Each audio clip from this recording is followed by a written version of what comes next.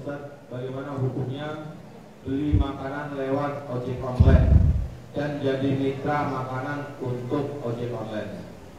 Ada Ustaz yang bilang nggak boleh karena unsur penipuan harga dan menggabungkan akad jual beli dan hutang, termasuk antum yang membolehkan di GoFood ya kalau ini ya. GoFood. Tahu saya harga di ojek online, harga makanan di ojek online memang dinaikkan, tapi harga di konsumen dan warung tetap sama. Dan Ustaz bilang di rubrik kalau akad utang ini adalah pengikut karena pembeli sebenarnya mampu beli tapi terkendala jarak. Kesimpulannya boleh atau tidak ya? Baik, kita akan membahas tentang GoFood. Apa hukum GoFood? Pembahasan yang pertama, bolehkah harga di GoFood lebih mahal dibandingkan harga di warung? Anda kalau beli lewat GoFood ada dinaikkan 20%. Tapi kalau belinya lewat warung atau ke warung langsung nggak ada kenaikan. Boleh atau tidak? Boleh atau tidak kayak gini? Saya punya warung di pinggir jalan, warung kopi ya. Dan saya juga punya outlet warung yang sama di bandara. Saya juga punya di stasiun. Harganya sama atau beda? Kenapa? Karena pasarnya beda. Bandara punya pasar sendiri, stasiun punya pasar sendiri, warung pinggir jalan punya pasar sendiri. Di mana bumi dipijak, maka di situ harga pasar dihargai. Air botol minum itu kalau Anda beli di toko kelontong pinggir jalan 5.000, nggak sampai ya, 3.000. Di stasiun 5.000. Di bandara 10.000, di atas pesawat 25.000, di kamar hotel 30.000. Ada pasar yang berbeda. Dan orang menyadari kopi satu cangkir 5.000 pinggir jalan, di Starbucks berapa? 40.000. 35.000 itu beli apa? Saya pernah makan ya. Ini warung pinggir kali itu murah. Tapi ya dikasih nama yang lain, Riverside Resto. Tulisannya Riverside Resto, jadinya mahal. Wah. Maka bahasa Indonesia dengan bahasa Inggris lebih mulia bahasa Inggris. Sehingga cuman berubah nama saja harganya jadi mahal. Karena itu ketika ada perbedaan harga antara GoFood dengan di warung, insya Allah tidak ada masalah. Saya punya pabrik, tapi di dalam pabrik roti. Kamu kalau beli roti di pabrik murah, yang gosong gratis. Dan saya juga punya outlet, tapi kalau beli di outlet harga resmi mahal. Hukumnya diperbolehkan karena ada perbedaan harga seperti ini adalah hak penjual. Yang kedua, mengenai skema GoFood. Betul sekali bahasanya di Indonesia para asatidzah berbeda pendapat tentang hukum GoFood dengan skema seperti yang tadi ditanyakan. Sebagian membolehkan dan sebagian melarang, dengan tetap menghargai masing-masing pendapat. Yang saya pahami wallahu alam, ada hadis yang mengatakan la yahillu salafun wa bai'. Tidak halal jual beli digabung dengan utang piutang. Tidak halal jual beli digabung dengan akad utang piutang.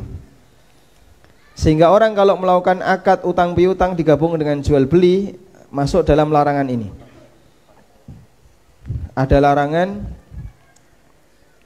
la yahillu salafun wa bai', tidak halal jual beli digabung dengan utang piutang. Lalu apa makna dari larangan ini? Coba kita lihat keterangan yang disampaikan oleh Imam Ahmad.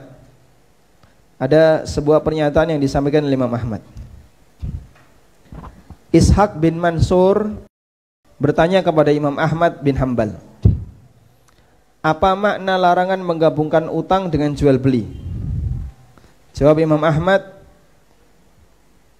ayyakuna yuqriduhu qardan thumma yubayi'uhu bay'an yazdadu alaih. Si A menghutangi si B, kemudian mereka melakukan transaksi jual beli sebagai yazdad, sebagai syarat tambahan utang. Sehingga akad utamanya apa? Utang piutang. Jual belinya sebagai syartun ziyada, akad tambahan. Dalam arti begini, saya tidak mau memberi utang kepada kamu jika kamu tidak mau melakukan transaksi jual beli dengan saya. Disitulah peluang dia mengambil keuntungan dari transaksi utang. Dan batasan ini yang saya gunakan sebagai acuan. Karena itu jika ada orang yang melakukan transaksi utang piutang, lalu disyaratkan, petani utang kepada orang kaya 10 juta. Kemudian orang kaya ini mensyaratkan, Bapak nanti kembalikan saja 10 juta, saya nggak minta tambahan sepeser pun, tapi syaratnya satu, kalau kamu panen, hasil panenmu wajib dijual ke saya. Ini berarti menggabungkan antara utang dengan jual beli. Atau ke nelayan, ada orang yang mau berangkat berlaut, butuh modal, kita kasih dia, butuh berapa? 10 juta, nih 10 juta. Dengan akad utang, saya nggak mau riba, balik 10 juta. Cuman saya minta syarat, kalau nanti kamu dapat ikan atau dapat hasil laut yang lain, kepiting, ikan kerapu, atau seafood yang bisa diekspor, wajib dijual ke saya. Dia bilangnya nggak mau riba, tapi dia ngasih syarat wajib dijual ke dia. Syarat ini masuk dalam kategori menggabungkan antara utang dengan jual beli. Kalau sampai ketahuan dia jual ke tempat yang lain, kalau sampai ketahuan seperti itu, utang langsung dicabut. Sudah? Lain halnya dengan GoFood. GoFood akad utamanya apa? Akad utama jual beli jasa. Akad utamanya adalah jual beli jasa. Sementara akad utang sifatnya hanya efek samping, kan gitu. Efek samping. Tidak dimaksudkan dari awal. Sehingga tidak ada orang yang melakukan GoFood dengan tujuan mau utang kepada driver. Padahal yang namanya utang itu kan rata-rata terjadi dari orang kaya ke orang miskin, kan gitu ya. Berarti kalau dibalik, orang kaya meminta utang dari orang miskin, terjadi nggak? Terjadi nggak? Kalaupun ada, itu sifatnya hanya insidental. Orang kaya nggak lagi bawa duit, HP baterai mati, sementara dia jauh dari keluarga, lalu datang ke orang miskin, saya pinjam duit, jaminannya HP, KTP, ATM, kosong tapi ya. Satu dompet diserahkan, nanti saya akan balik. Di sini ada KTP, ada SIM, ada STNK, saya akan balik. Biar orang miskin ini percaya. Dia dapat utang, pulang naik angkot, sampai rumah ngambil mobil Mercy, balik. Untuk mengambil tadi. Ini tapi sifatnya hanya insidental. Sehingga tidak akan terjadi utang dari orang kaya atau utang dari orang kaya meminta utang ke orang miskin, kecuali hanya sifatnya insidental. Artinya itu tidak dimaksudkan dari awal. Beda dengan kebalikannya. Karena itulah dalam transaksi ini sebenarnya akad utang di situ bukan tujuan utama. Tapi itu terjadi disebabkan karena masalah agar lebih praktis ketika dilakukan. Sementara dua ustadz ini sepakat, Dr. Arifin Badri dan Dr. Irwandi, bahwa hadis ini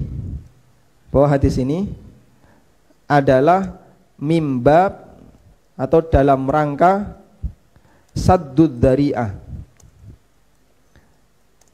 Hadis ini atau larangan menggabungkan utang dengan jual beli itu dalam rangka untuk menghalangi terjadinya potensi maksiat yang lebih besar, yaitu terjadi potensi riba. Dan ada kaidah ma muni'a saddan lidzari'ah jaza lil maslahatir rajihah. Sesuatu yang dilarang dalam rangka untuk menutup celah maksiat yang lebih besar diperbolehkan jika ada maslahat yang besar.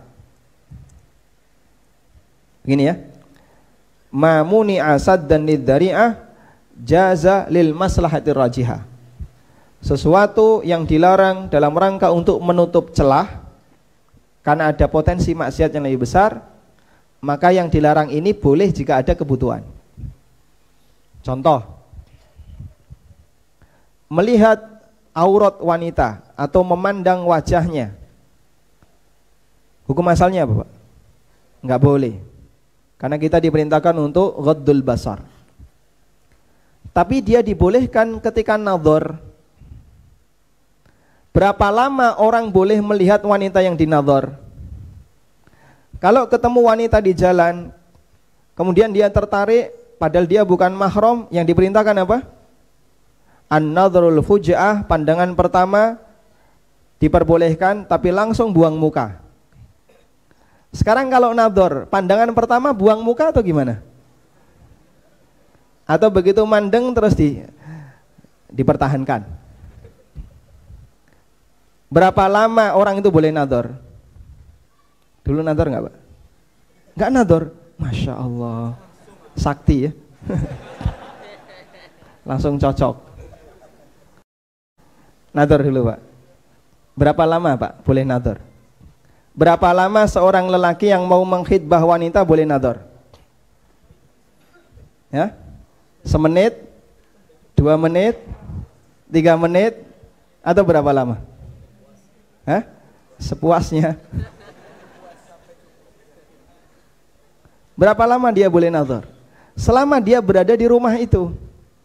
Sehingga ketika dia bertamu ke rumah calon wali nikah, ke rumah calon mertuanya untuk mengkhidbah, dia nadhar kepada calon istrinya selama dia berada di sana.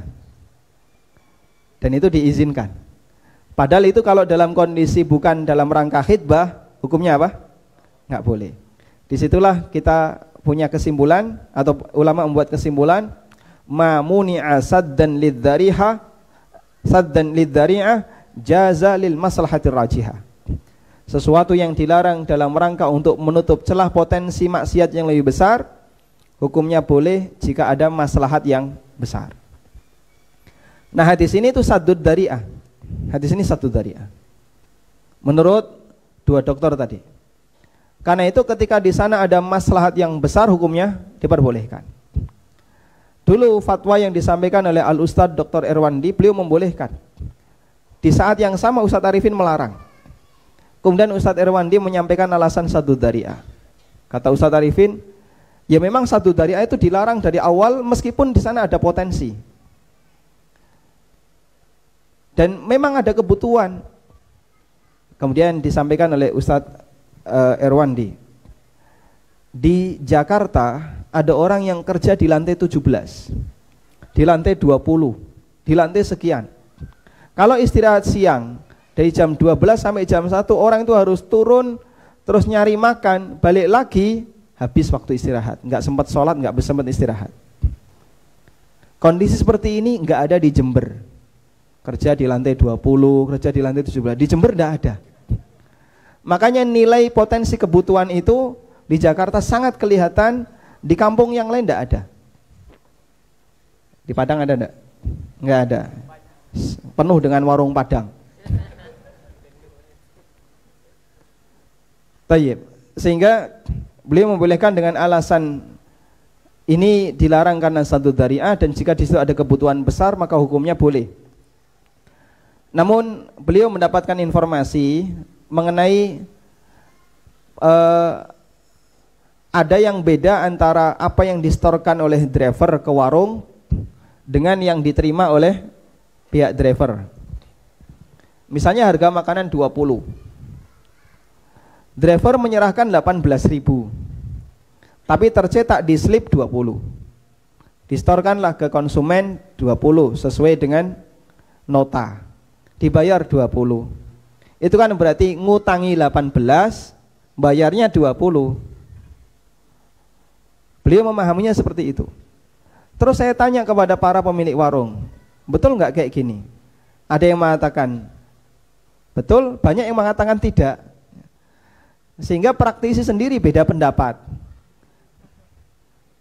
Andai kan misalnya itu tidak betul, sehingga yang keluar di struk 20, yang dibayarkan driver 20, maka nilai utang dengan yang nilai utang driver dan yang dibayarkan konsumen sama, wallahu ta'ala alam, insya Allah tidak masalah.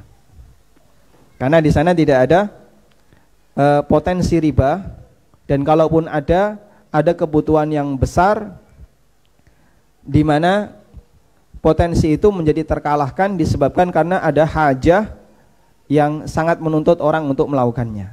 Wallahu a'lam. Baik, dengan tetap menghormati pendapat masing-masing guru kita, al-asatidzah, yang mereka telah menggali hukum seputar masalah ini sesuai dengan kemampuan ijtihadnya masing-masing. Wallahu a'lam. Ini gimana, Pak?